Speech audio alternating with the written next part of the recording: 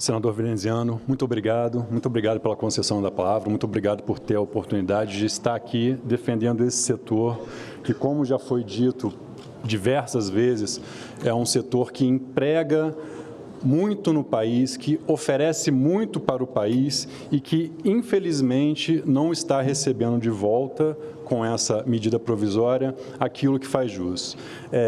A contribuição que eu posso dar, acho que talvez é voltar um pouco atrás no tempo e lembrar o que foi o PERSE, por que o PERSE veio. Porque há uma narrativa que é construída de que o PERSE seria um favor fiscal. Longe disso, não é favor fiscal. O PERSE nada mais é do que uma compensação pelas medidas que foram adotadas durante a pandemia e que afetaram setores de forma desproporcional. Alguns setores foram drasticamente afetados e eles estão aqui representados hoje. Eu falo em nome, claro, da Resorts Brasil, mas o que eu falo aqui não é só da hotelaria. O que eu falo aqui é também de eventos, é também de parques, é também de agências de turismo. Esses setores foram afetados de uma forma muito drástica, que não se compara à forma como a pandemia afetou outros setores da economia no país. Em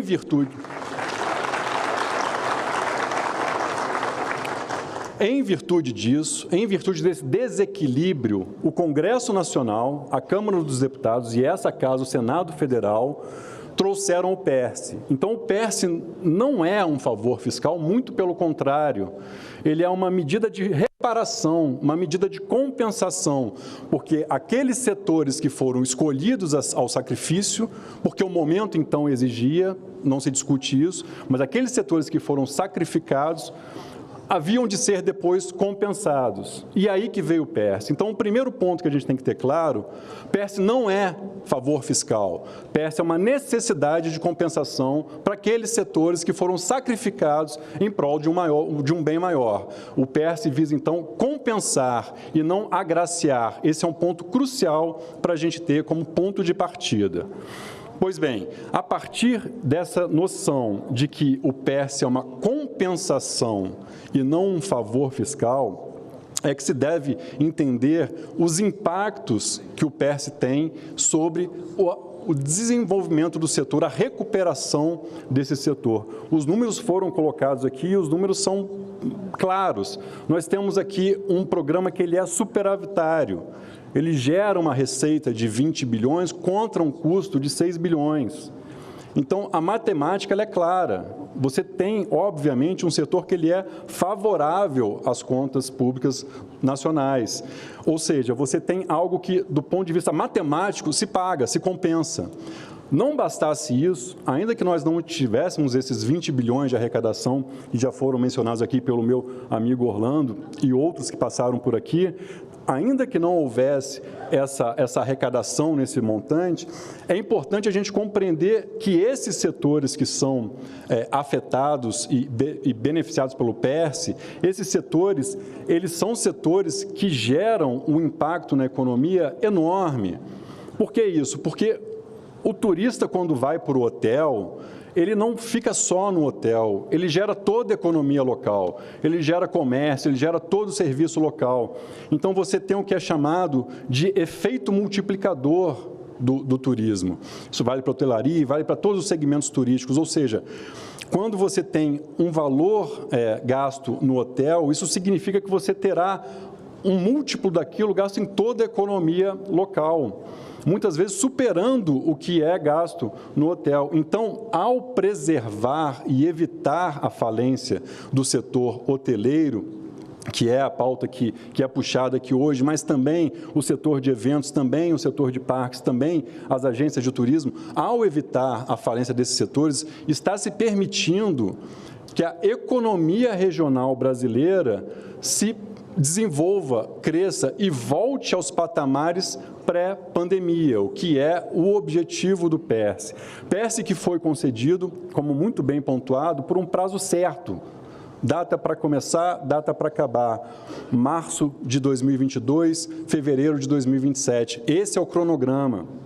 Isso está na lei. Isso está previsto em lei, 60 meses é o prazo de duração do PERSE. O que a MP pretende fazer agora é rasgar esse prazo estipulado. E isso é muito grave, isso é muito ruim, porque envolve uma questão também de segurança jurídica.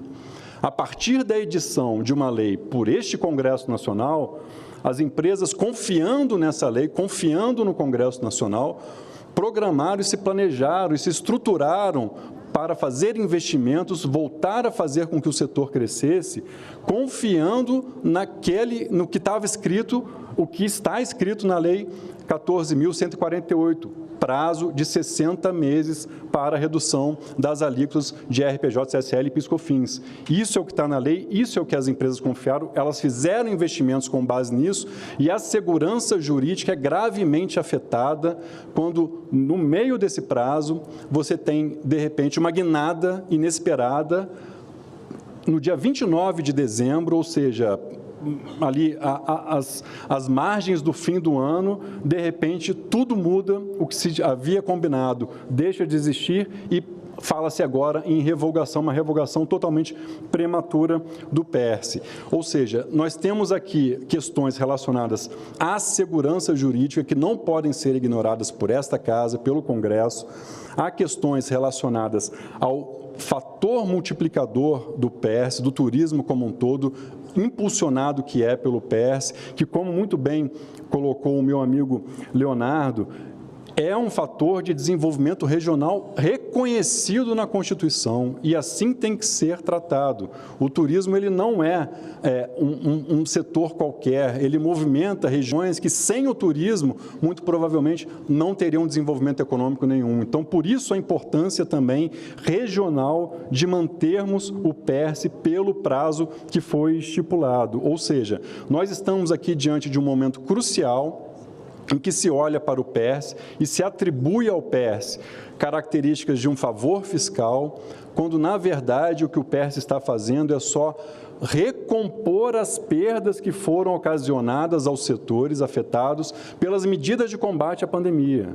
Ou seja, o PERSE visa exclusivamente compensar todas aquelas perdas observadas durante os anos de 2020, 2021, 2022, que eu não preciso narrar para os senhores e para as senhoras. Ou seja, nós estamos diante de uma situação que a narrativa está distorcendo muitos fatos. Fala-se em fraude, fala-se em favor fiscal, fala-se em um setor que foi agraciado de uma forma desproporcional ao que deveria ser, fala-se muito sem trazer elementos, sem trazer provas, mas fala-se muito nisso e ignora-se fatos relevantes, como essa questão da necessária compensação que é precisa ser feita ao setor para que ele possa retomar o seu patamar anterior e um setor, de novo, que tem características sociais relevantíssimas para a economia local, para a economia regional e que, por isso, deve ser mantido. Senhor presidente, com o meu compromisso de não me estender muito, eu gostaria de deixar aqui o meu apelo a esta Casa, ao Congresso Nacional, para que olhem com muita atenção o que vem sendo proposto por meio da medida provisória 1202. Olhem com muita atenção porque, de novo, nós estamos aqui num cenário de ruptura com a segurança jurídica,